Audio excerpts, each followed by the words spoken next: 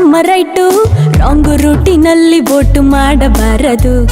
ಗೆದ್ದ ಕ್ಯಾಂಡಿಡೇಟು ಸಿಕ್ಕಿದಾಗ seat, vote ಕೊಟ್ಟ ಮಂದಿಯನ್ನು ಮರೆಯಬಾರದು.